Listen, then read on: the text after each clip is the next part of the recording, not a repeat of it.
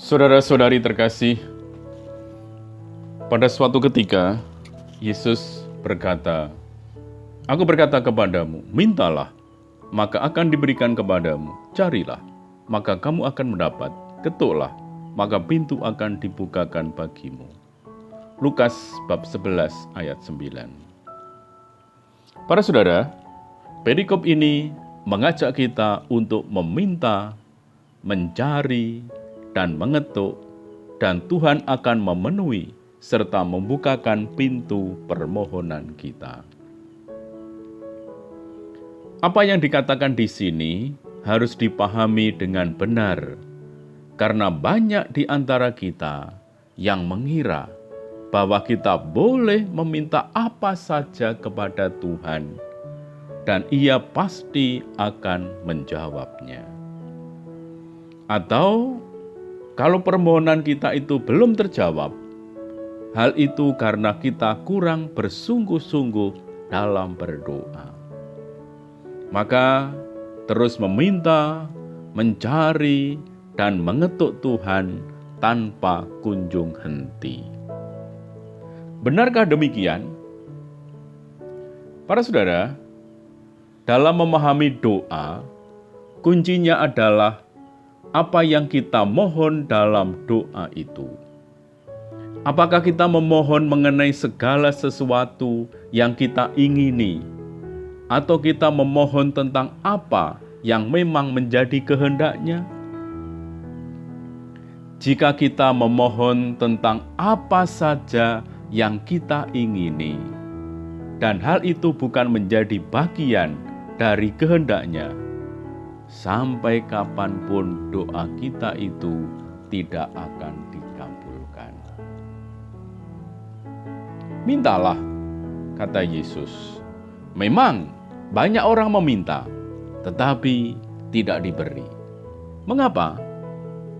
Sebab Bapa di surga tidak mau memberi apa yang mau diterima si pemohon, melainkan apa yang sungguh-sungguh diperlukannya.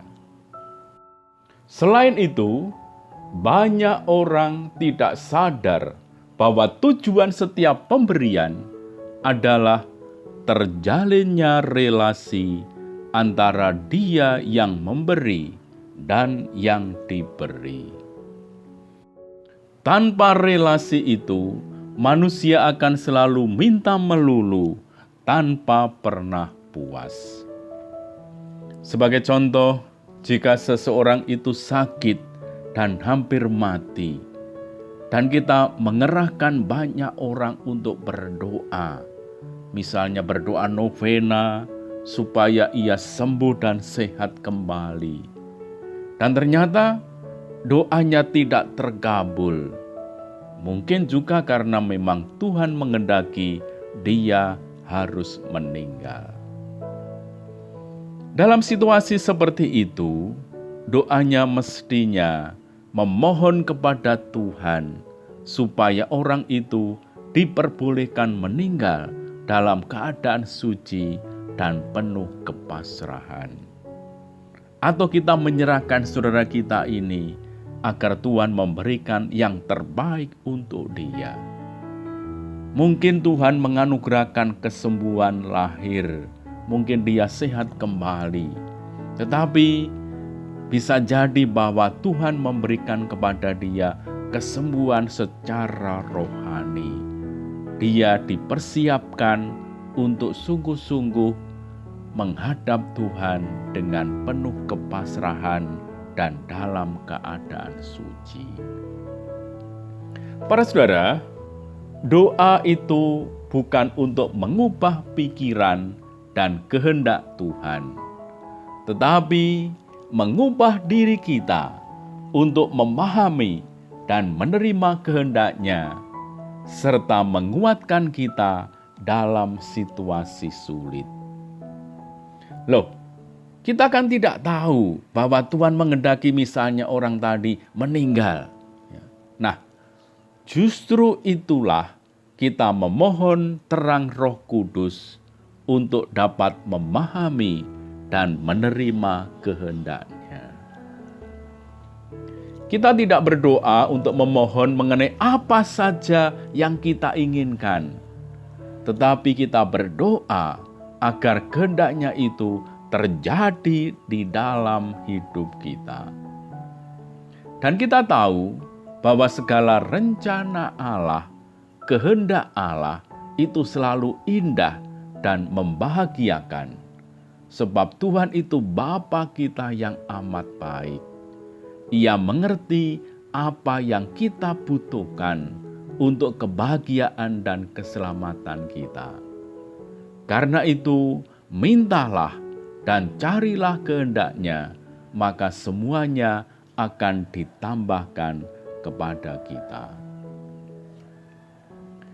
Para saudara terkasih, apa yang kita minta dalam adorasi,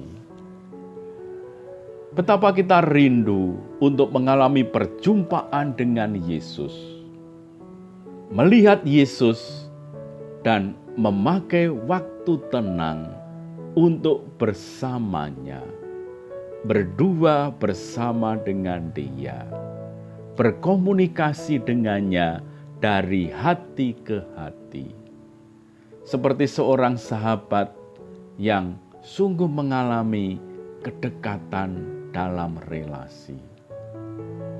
Yesus mengundang kita yang lelah dan letih karena beban-beban hidup, karena pekerjaan-pekerjaan dan berbagai persoalan dalam hidup. Yesus ingin kita mengatakan itu semua yang seringkali menjadi beban-beban hidup kita. Apa yang menjadi kepedulian kita sesungguhnya juga menjadi kepeduliannya. Yesus adalah pendengar yang baik dan mempunyai waktu untuk kita. Yesus mengundang kita untuk tinggal bersamanya, menikmati istirahat sejenak bersama dengan Dia. Dalam adorasi, kita mengalami sejenak istirahat bersamanya. Yesus mengundang kita untuk membiarkan diri kita dipenuhi dengan kasih, kegembiraan, dan damai. Hanya Yesus sendiri yang dapat memberi damai yang sejati, damai yang tidak dapat diberikan dunia. Yesus terus menunggu kita untuk mengatakan segala kebutuhan-kebutuhan dan keinginan-keinginan kita. Maka katakanlah kepada Yesus tentang mereka, orang-orang yang Engkau kasihi. Bawalah mereka itu ke hadirat Yesus. Katakan tentang keadaan mereka dan kebutuhan-kebutuhan mereka. Mereka adalah orang-orang yang juga sungguh dikasihinya. Marilah berdoa. Allah, pencinta kehidupan, ajarilah kami berani menyediakan waktu untuk sejenak memasuki keheningan dan bersimpuh dalam doa. Di tengah kesibukan tugas-tugas kami, utuslah Roh Kudus-Mu agar menjamah hati kami untuk selalu ingat akan karya agung-Mu di setiap langkah hidup kami. Semoga kami meminta bukan apa yang kami inginkan, tetapi Roh Kudus-Mu agar menerangi mata batin kami, memahami rencana dan kehendak-Mu. Ajarilah kami untuk tekun dalam doa, sebab tanpa doa dan rahmat-Mu, kami tidak bisa apa-apa. Hanya kepadamu-lah pujian, hormat, dan bakti sepanjang segala masa. Amin.